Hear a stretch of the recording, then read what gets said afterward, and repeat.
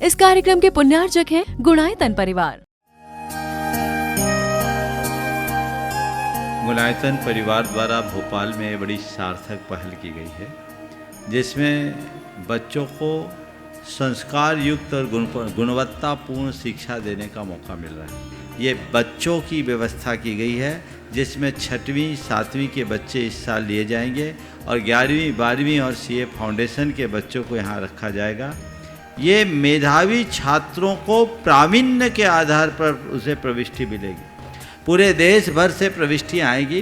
प्रत्येक कक्षा में मात्र 30-30 बच्चों का ही चयन होगा और चयनित बच्चे वे होंगे जो अपनी प्रतिभा के बल पर चुने जाएंगे और उनको एक प्रकार की स्कॉलरशिप दी जाएगी। ये छात्रवृत्ति के तहत पढ़ेंगे।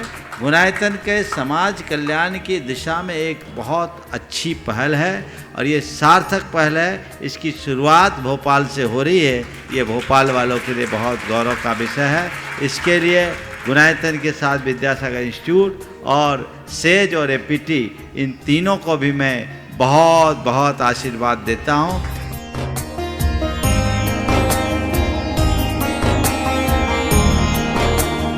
एक आदर्श और व्यवस्थित दिनचर्या का लक्ष्य प्राप्ति में बहुत बड़ा योगदान होता है।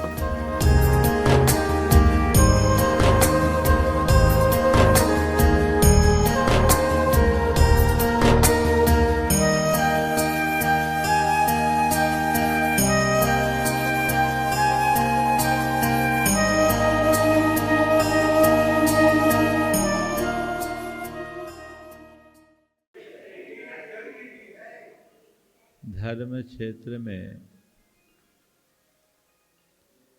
जब से हमने पदार्पण किया, हम सबके सामने दो बातें प्रमुखता से आती हैं, पुण्य और पाप के रूप में। और हमें प्रारंभ से ही यही पाठ पढ़ाया गया है कि पुण्य अच्छा है, पाप बुरा है। पुण्य को अपनाओ और पाप से बचो।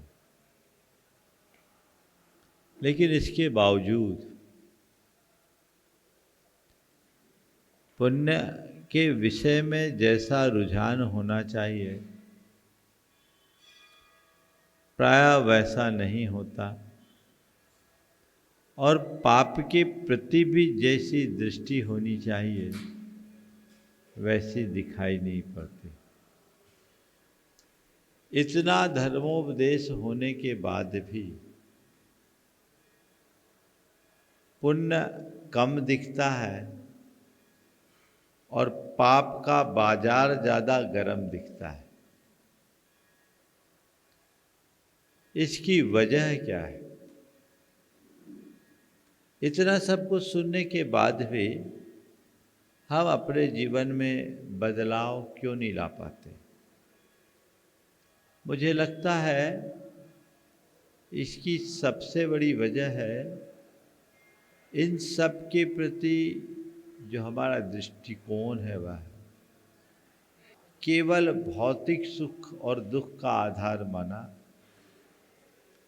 और इसे अपने भावी जीवन से जोड़ दिया कि पुण्य और पाप का जो संबंध है उसका संबंध इहलोक से कम परलोक से ज़्यादा है। इसलिए सोचते पाप करो नरक से बचने के लिए, दुर्गति से बचने के लिए पाप से बचो, और सद्गति पाना है तो पुण्य करो। हमारे सामने की सबसे बड़ी विडंबना ये है कि न तो हमें सद्गति दिखती न दुर्गति दिखती, जो सामने वो दिखता है। और एक विश्वास भर से प्रेरित होकर लोग थोड़ा बहुत पुण्य कर लेते हैं और उथले स्तर पर कुछ कुछ पापों से डर जाते हैं। जब हम गहराई से विचार करते हैं तो पाते हैं कि पुण्य और पाप का संबंध है यथार्थ सद्गति और दुर्गति से नहीं है। पुण्य और पाप का संबंध हमारे प्रत्यक्ष जीवन से। पुण्य और पाप का फल कालांतर में हमें मिले न मिले, पर तत्काल जरूर मिलता है।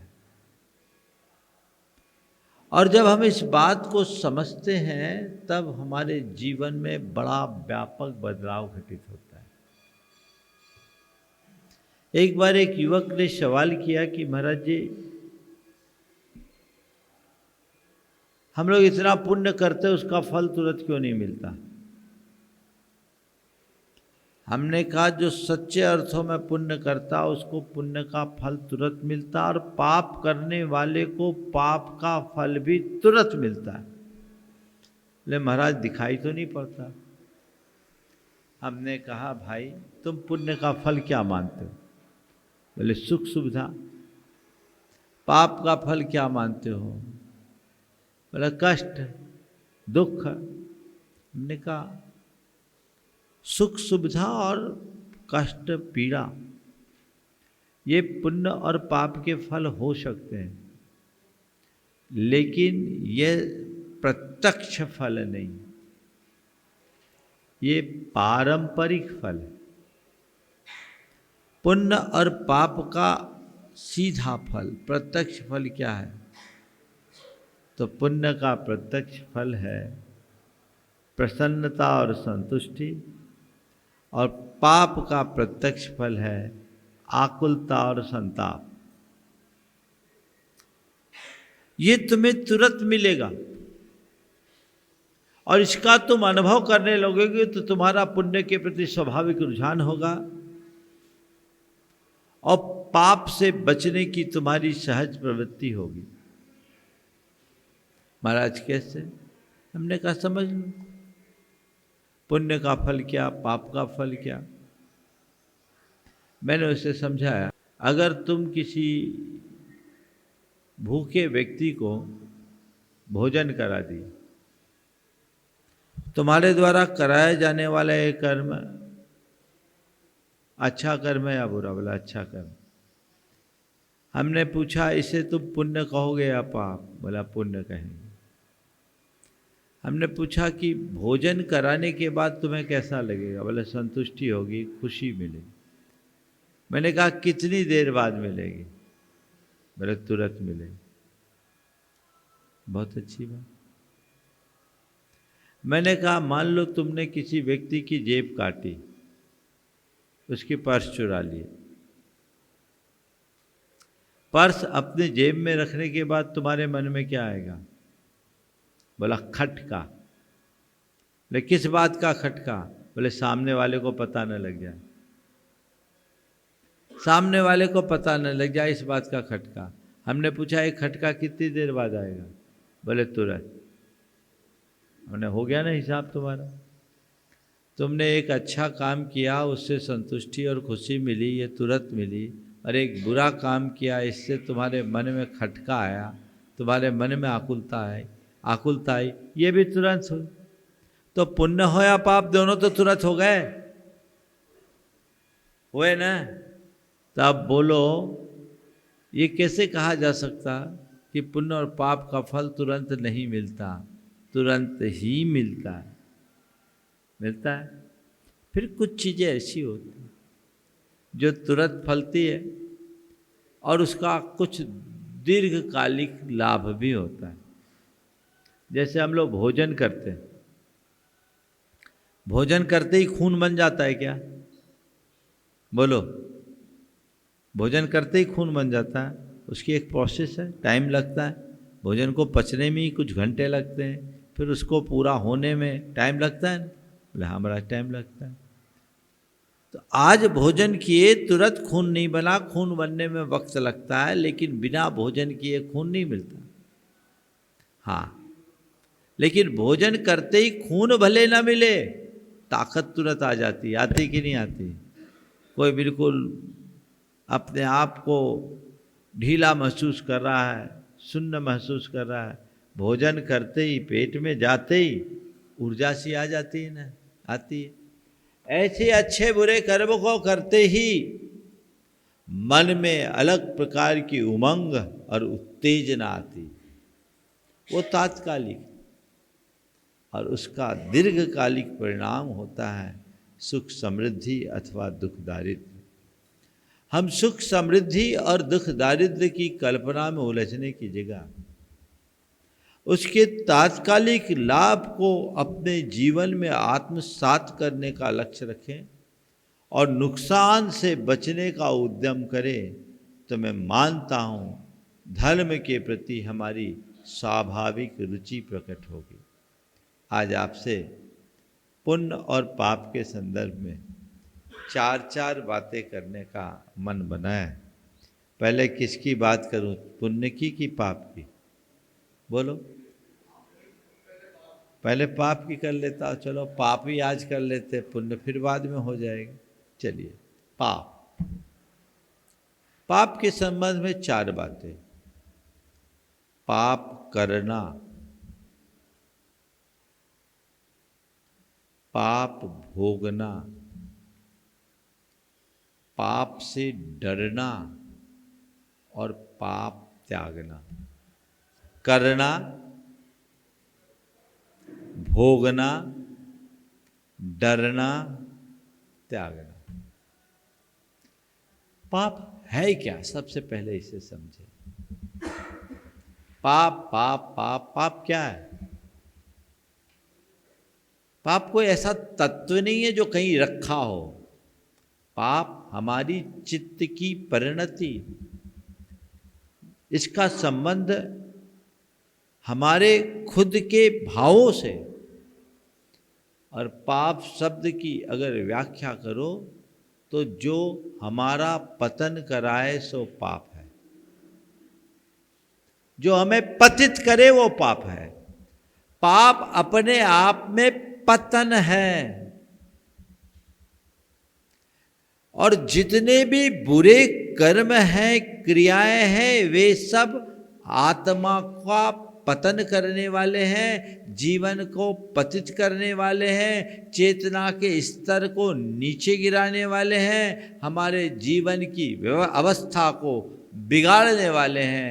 इसलिए हमें सबसे पहले पाप को समझने की जरूरत है। ये पाप है, जैसे हम एक क्रिया के रूप में देखते हैं और लोग प्रायः पाप करते हैं। करते हैं कि नहीं? जितना भी बुरा कर्म है वह सब पाप है। हम अपने प्रवृत्तियों को परखने की कोशिश करें और देखें कि मेरे मन के स्तर पर, मेरे वचनों के स्तर पर और मेरे व्यवहार के स्तर पर मुझसे कितना पाप होता है, मैं कितना पाप करता हूँ। दूसरों का पाप आप भले न देख पाए, पर खुद का पाप कभी किसी से छिपता नहीं। समझ गए? और एक बात बताओ, मुझसे पूछो कि पाप के एकदम आज के हिसाब से व्याख्या क्या करें, तो मैं कहूँगा जो जो तुम छिपा के रखना चाहते हो समझ लो वो पाप है। जिसको छिपाया जाए सब पाप। पुण्य को कोई नहीं छिपाता, पाप को छिपाता है, क्योंकि हर आदमी पाप को बुरा मानता है और जिसे बुरा मानते हैं उसे प्रकाशित करने का भाव नहीं होता। निज पर के लिए जो अहितकर है सब पाप है। ऐसी पापात्मक क्रियाओं को लोग अपने संस्कार वश अनवरत करते रहते हैं। अपने मन से पूछो, 24 घंटे में हम क्या करते हैं? पाप की पुण्य? ज्यादा क्या है? पाप। उसमें से थोड़ा थोड़ा समय निकालते उसमें पुण्य करते हैं, और कुछ लोग तो पुण्य करते करते भी पाप कर लेते हैं। होता है। संस्कार हमारे ऐसे बने हुए जन्म जन्मांतरों के, और उन संस्कारों से प्रेरित होकर मनुष्य स्वयं ऐसी क्रियाओं को करने लगता है जो अवांछनीय है, जो कतई उचित नहीं है, फिर भी वह उसे कर डालता है। ये सब पाप है। पाप की बहुलता है। पुण्य करते करते भी पाप कर लेते। एक बार एक सज्जन थे 80-82 साल के, उन्होंने बड़े भारी मन से मुझसे ग्लानि पूर्वक कहा, बोले महाराज जी क्या बताऊं, बहुत दुख होता है, कभी कभी भगवान के दर्शन करते हुए भी किसी युवती पर नजर पड़ चल जाए तो मन डोल जाता है। उस आदमी ने तो अपनी बात समझ ली और कह लिया, प्रायश्चित का भाव रखा, लेकिन अपने मन से पूछो, पाप प्राय मन से प्रकट होता है, क्रिया में बाद में आता है। पहले मन, फिर वचन, फिर कर्म। पाप का संबंध ऐसे, वो पहले आएगा, समझ गए? और धर्म जो है पहले क्रिया में आएगा, फिर वचनों में आएगा, फिर मन में आएगा। देखो एक बच्चा होता है ना, उसको बोलो जय कर लो, जय तो कहीं भी नमन कर लेगा, उसको कोई पता नहीं, सिर पहले झुकाएगा। फिर थोड़ा बड़ा होगा तो बोलना सीखेगा, जय बोला जय कर देगा, चाहे जिसको, उसको कोई मतलब नहीं है, वचन में आ गया। जब समझ आते तब मालूम है कि किसको जय करना है और जय करने का मतलब क्या है। हाँ, कहाँ करना कहाँ नहीं करना, ये समझ आने के बाद प्रकट होती। पुण्य में क्रम शरीर, वचन और मन से। मन आखिरी में, पुण्य का भाव आखिरी में आता है, क्रिया ऊपर ऊपर कर ले, लेकिन पाप पहले मन में आता, फिर वचनों में प्रकट आता और क्रिया में आ जाता है। पुण्य के साथ मन का पुण्य अक्सर मन में सीमित रह जाता है, वो वचनों और क्रियाओं में नहीं आ पाता। लेकिन पाप एक बार मन में आता है ना, तो बाहर प्रकट हो ही जाता है, किसी न किसी रूप में हमारे लिए प्रेरित करता है, और व्यक्ति अपने पुराने संस्कारवश पाप के प्रति उत्साहित हो जाता है, दौड़ जाता है। तो ये पापात्मक प्रवृत्तियों के प्रति स्वाभाविक रुझान, तो पाप तो चल ही रहा है। 24 घंटे में ज़्यादातर समय मन, वचन और कर्म से पाप में बीतता है। लोग पाप करते जाते हैं, करते हैं, अब करेंगे तो पाप भोगेंगे भी, भोगते हैं। लोगों के साथ एक बड़ी विचित्रता है, करते समय पाप नहीं दिखता और भोगते समय पाप ही पाप दिखता है। जिस वक्त पाप करते हो कभी लगता है कि मेरे द्वारा कोई पाप हो रहा है, मैं कुछ गलत कर रहा हूं? नहीं। लेकिन जब पाप का फल सामने आता है, पाप को भोगना पड़ता है, तो भोगते समय लगता है, हे भगवान, ये मेरे कौन से पाप का उदय आ गया। यही बोलते हैं ना, हे भगवान, ये किस कर्म का फल है, ये कब छूटे। भैया किसी दूसरे ने तो नहीं दिया ना, तुम्हारा ही किया हुआ है। लेकिन विडंबना ये है, जिस समय तुम कर रहे थे उस समय तुम्हें होश ही नहीं था, तुम्हें लगता ही नहीं था कि मेरे इस पाप का भी कोई परिणाम होगा। अब किए हो तो भोगना तो पड़ेगा ही। जैसे बीज बोने पर फल उगता है, वैसे ही पाप करने वाले को भी फल भोगना पड़ता है। भोगना नहीं, भोगना ही पड़ता है। ना भुक्तम क्षीयते कर्म, बिना भोगे कर्म कभी नष्ट नहीं होता। हम जो भी अपने द्वारा शुभाशुभ करते हैं, उसका परिणाम हर प्राणी को खुद भोगना पड़ता है। ये श्रद्धान अंतरंग में गहरा हो जाए तो पाप के प्रति कभी उत्साह नहीं होगा। अब उसको जगाने के लिए क्या करें? जब पाप भोगने का वक्त आए तब अपना अंतर विश्लेषण करो और मन ही मन संकल्प करें कि ये मेरे किए का फल है, अब मुझे इससे बचना है, ऐसी प्रवृत्तियों से बचना है, इसकी पुनरावृत्ति से बचना है। यदि ये धारणा बार बार हो जाए और नया संकल्प ले तो जीवन में बड़ा बदलाव घटित हो सकता है। हम पापों का प्रक्षालन कर सकते हैं और अपने जीवन में बड़ा व्यापक परिवर्तन कर सकते हैं। पर प्रायः लोग पाप करते समय बेखौफ होते हैं और पाप भोगते समय बौखला जाते हैं। ये बेखौफ होना और बौखलाना, ये दोनों हमारे चित्त को अस्थिर करता है। बेखौफ होते समय जब व्यक्ति, पाप करते समय जब व्यक्ति बेखौफ हो जाता है तो उसे सुध नहीं रहती, उसे समझ नहीं रहती, और जब मन में बौखलाहट होती है तो व्यक्ति के अंदर सही दृष्टि नहीं आती। अब क्या करें? संत कहते हैं दोनों स्थितियों से बचो। पाप से बचना चाहते हो तो पाप के फल को बारीकी से देखो। जब तक पाप के फल को सामने नहीं रखोगे पाप से डर नहीं होगा, और जब तक पाप से डर नहीं होगा पाप को त्यागने का भाव नहीं होगा। तो पाप कर रहे क्योंकि आप पाप के फल को अनदेखा कर रहे हैं, इसलिए डर भी नहीं रहे। हाँ चलो अभी तो जो हो रहा है सो हो रहा है, बाद में देखा जाएगा, अभी थोड़ी कुछ होने वाला है। बेखौफ होकर पाप कर लेते हैं। और आजकल कई लोगों का तो ये कहना, अरे मुश्किल से जीवन मिला है, जितना करना है कर लो, कल किसने देखा। ठीक है भैया, अभी मजा है, कल सजा होगी तब पता चलेगा।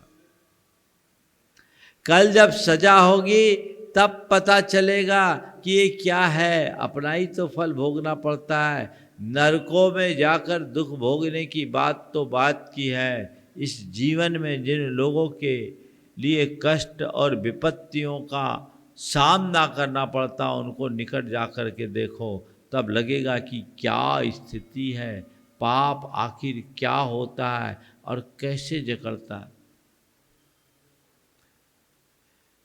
एक सज्जन ने आकर के अपनी बात कही कि महाराज जी, मेरे पिताजी का स्वभाव बहुत खराब था और वो बहुत गंदी गंदी गालियां देते थे। गाली देना एक अच्छा कर्म तो नहीं है। किसी किसी का पाप तुरंत सामने आता है, मैं वो उदाहरण दे रहा हूं आपको। बहुत गंदी गालियां, व्यवहार ठीक नहीं, मिजाज ठीक नहीं। लेकिन ऐसा पापोदय उस जीव का आया कि अपने जीवन के अंतिम 7 बरस तक एक शब्द भी नहीं बोल पाया, वाणी ही चले गई, वाणी चले गई और बाद में पैरालाइज हो गया। एक प्रकार से घोर पीड़ा और त्रास के साथ वो व्यक्ति मरा। बेटा स्वाध्यायी था, समझता था। उन्होंने आकर के मुझसे कहा, महाराज जी मैंने देख लिया कि पाप का फल क्या है। अब पिताजी थे, पिताजी बोलते थे तो लगता था कि ये गलत बोल रहे, लेकिन पिताजी को समझाया कैसे जाए। मन में आता था कि हे भगवान इनको क्या हो गया। पर महाराज इतना तीव्र पाप का उदय आया, अब वो रोते बोल नहीं पाते थे, उनको भी एहसास हो गया। तो ये चीज़ें कभी भी किसी के साथ भी घटित हो सकती है। ये श्रद्धान मन में जगाइए, डरिए। पाप का फल सामने आए तो कभी गलत नहीं होगा। मैं आपसे पूछता हूँ, आपको कोई अपराध करने के लिए बोले, आप तैयार हो जाओगे क्या? क्यों नहीं? क्योंकि आपको पता है अपराध करूँगा तो जेल जाना पड़ेगा, अपराध करूँगा तो जेल जाना पड़ेगा। इसलिए आप अपराध से बचते हो क्योंकि आपको जेल का डर है। पाप करूँगा तो दुख भोगना पड़ेगा, पाप करूँगा तो विपत्ति का सामना करना पड़ेगा, पाप करूँगा तो दुर्गति में जाना पड़ेगा, पाप करूँगा तो कष्ट भोगना पड़ेगा। ये सामने आ जाए तुरंत पाप से बच जाओ, तुरंत पाप से बच जाओगे। तो पाप को भोगते समय यदि हमने अंतर्मुखता जगा ली तो सारा काम हो सकता है। दो स्थितियां हैं, पाप करने से बचना चाहिए और पाप भोगने में सजग रहना चाहिए। अब किया हुआ पाप तो भोगना ही पड़ेगा, अब उसमें बौखला जाए, व्याकुल हो जाए तो क्या होगा, और पाप बढ़ेगा। आकुलता में पाप की वृद्धि होती है। एक धर्मी क्या करता है, पाप करता नहीं है और पाप को भोगने में क्षमता रखता है। आकुलता नहीं, मेरा पाप है मुझे भोगना है, और अपने मन में ऐसी क्षमता रखता है, उस क्षमता के बल पर वो पाप को भोगता कम है, पाप को काटता है। पाप भोगने में और पाप काटने में बड़ा अंतर है। एक व्यक्ति है जो पाप का उदय आने पर व्याकुल हो रहा है, वो केवल पाप को भोग रहा है और पाप को भोगते समय नए नए पाप के बीज को बो रहा है। उसके कर्म का चक्र और भारी होगा, क्योंकि वो पाप भोग रहा है, अपनी कर्म संतति को बढ़ा रहा है, बढ़ेगा। लेकिन जो तत्वज्ञानी है, जो समझदार है, जिसे इस बात का पता है कि ये मेरे द्वारा किया हुआ कर्म है, मुझे ही भुगतना पड़ेगा, तो वह उस पाप को भोगते समय क्षमता रखता है। वो जान रहा है कि ये मेरे कर्म का उदय है, ठीक है, सहज रूप से स्वीकार करो, तो वो पाप को भोगता नहीं, पाप को की जड़ उखाड़ देता है, पाप को काटता है। भोगना ऐसे तो सबको पड़ता है। हमारे तीर्थंकरों परमात्मा को भी पाप भोगने से कोई बचा नहीं सका, उन्हें भी पाप भोगना पड़ा कि नहीं पड़ा, बोलो। हाँ, पारसनाथ भगवान पर कितना भयानक उपसर्ग आया 7 दिन तक का निरंतर उपसर्ग आया। आदिनाथ भगवान को भी लंबा अंतराय हुआ, आया। अन्न चक्रवर्ती आदि महापुरुषों के जीवन में भी इस तरह की स्थिति आई। इन्होंने पाप भोगा नहीं, पापोदय आया, इसको भोगना नहीं कहेंगे। इन्होंने पाप को काटा, पाप की जड़ उखाड़ी, क्योंकि उनके अंदर तत्व ज्ञान था कि अब कैसा भी पाप है, इस पाप से बचने का एक ही रास्ता है, समता। भेद विज्ञान के बल पर समता को धारण किया और समता धार कर उन्होंने अपने पाप की जड़ को उखाड़ दिया, है ना। तो मैं आप सबसे कहता हूं, पाप करने से बचो और पाप के भोग में क्षमता रखो, व्याकुलता मत रखो। पाप से डरो, पाप के फल से मत डरो। पाप की क्रिया से डरो, पाप करने से डरो। जो भी पापात्मक क्रियाएं, उसके प्रति अपने मन में ऐसी दृष्टि होनी चाहिए कि मुझे ये नहीं करना, क्योंकि इसका परिणाम भयानक है, ये मुझे दुखी करने वाला है, ये मुझे विपत्ति में डालने वाला है। तो पाप की क्रिया से बच जाओ, पाप से डर जाओ। पाप का फल है, अब जो फल है सामना तो करना पड़ेगा, भागेंगे कहाँ। कई लोग हैं जिनके जीवन में थोड़ी सी विपत्ति आती, व्याकुल हो जाते हैं, टूट जाते हैं, अवसाद ग्रसित हो जाते हैं, डिप्रेशन के शिकार हो जाते हैं, हाय तौबा मचाने लगता है, अब क्या होगा, अब क्या होगा, अब क्या होगा। तो ज़्यादा हाय हाय करोगे तो जो और रहा सा वो चला जाएगा। उस समय क्या करना है, उस समय धैर्य, संयम, समझदारी और सकारात्मकता का परिचय देना है।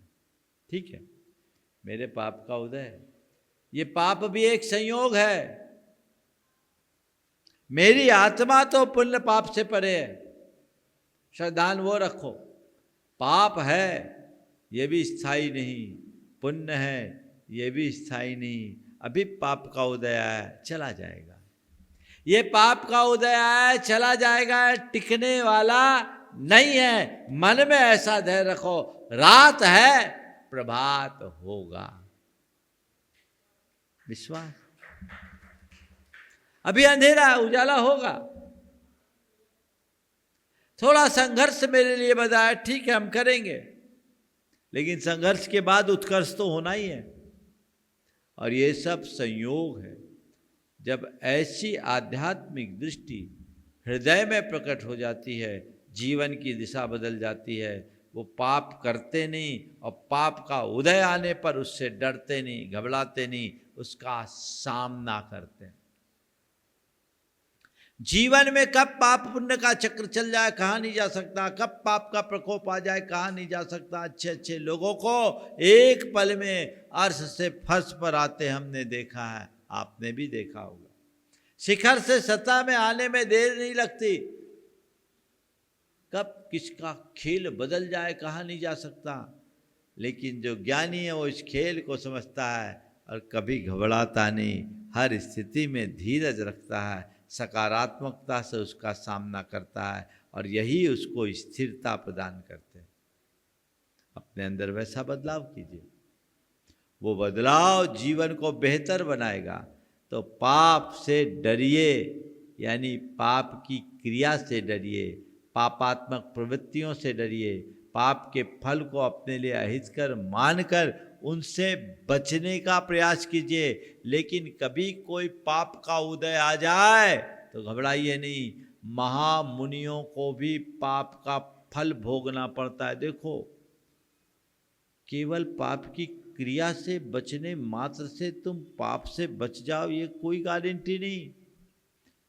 प्रायः धर्मी जीव जो पाप रंच मात्र पाप नहीं करते उनको भी पाप का सामना करना पड़ता है कि नहीं, बल्कि उनको ज़्यादा करना पड़ता।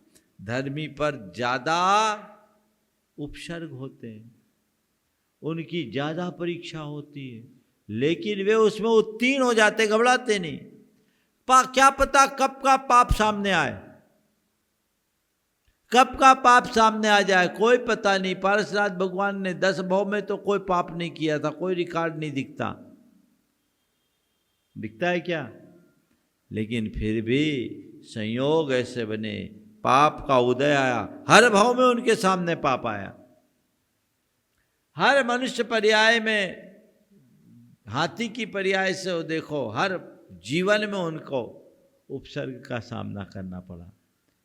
लेकिन हर उपसर्ग उनका उत्कर्ष किया। किस बल पर? वेद विज्ञान के बल पर, अध्यात्म की दृष्टि के बल पर। उन्होंने पाप सामने आया, घबराए नहीं, उसे भोगा नहीं, उसे काटे, उसे उखाड़ फेंके। ठीक है, पाप का उदय आया है, सामने आया है, सामना करना पड़ेगा। तो पाप आ सकता है, किसी के ऊपर भी आ सकता है। तुम्हारे ऊपर विपत्ति आ सकती है, बीमारी आ सकती है, वियोग हो सकता है, या अन्य प्रकार की कोई विसंगति आ सकती है। ये पाप के लक्षण है, पापोदय के चिन्ह है। आ रहा है, आने दो, घबराना नहीं है, उसका सामना करना है, और सामना भी मजबूती से करना है। मजबूती से करना है तो क्या लठ लेकर के पाप के आगे खड़े हो जाओ? लठ मारने से पाप नहीं भागने वाला, ज्ञान के सामने रख करके पाप का सामना करना है। कभी नहीं टिकेगा, आएगा चला जाएगा, तुम्हारा कुछ बिगाड़ नहीं कर पाएगा। इन स्थितियों में भी तुम्हारे अंदर स्थिरता बनी रहेगी। वही स्थिरता अपने भीतर उद्घाटित करना है। तो पाप से डरना यानी पाप की क्रियाओं से डरना, पाप के फल आने पर कभी विचलित मत होना। ये मान करके चलना कि पाप का कितना भी प्रबल उदय क्यों ना हो, पापोदय से चाहे कितनी बड़ी सी बड़ी विपत्ति या दुख क्यों ना आए,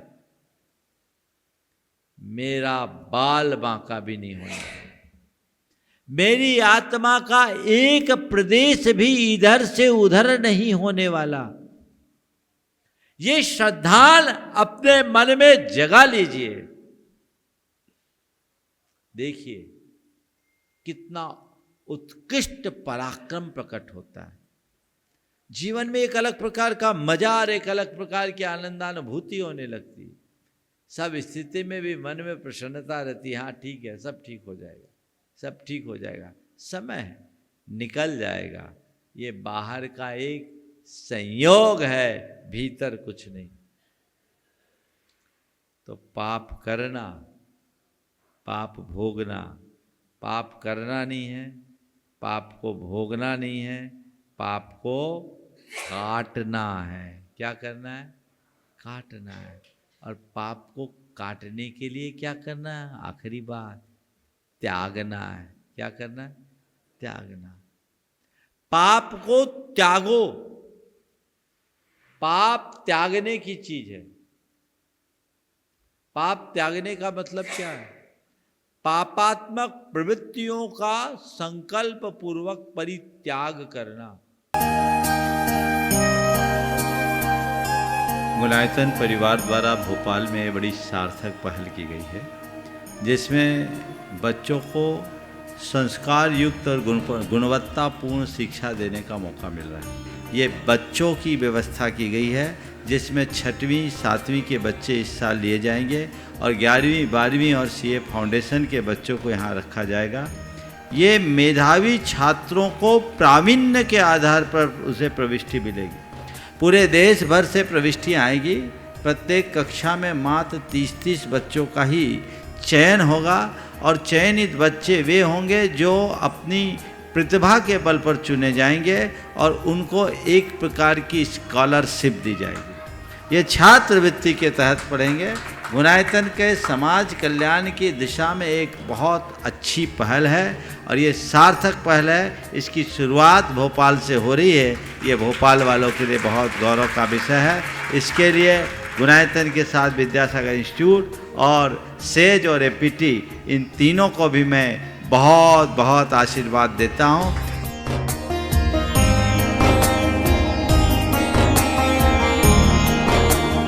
एक आदर्श और व्यवस्थित दिनचर्या का लक्ष्य प्राप्ति में बहुत बड़ा योगदान होता है।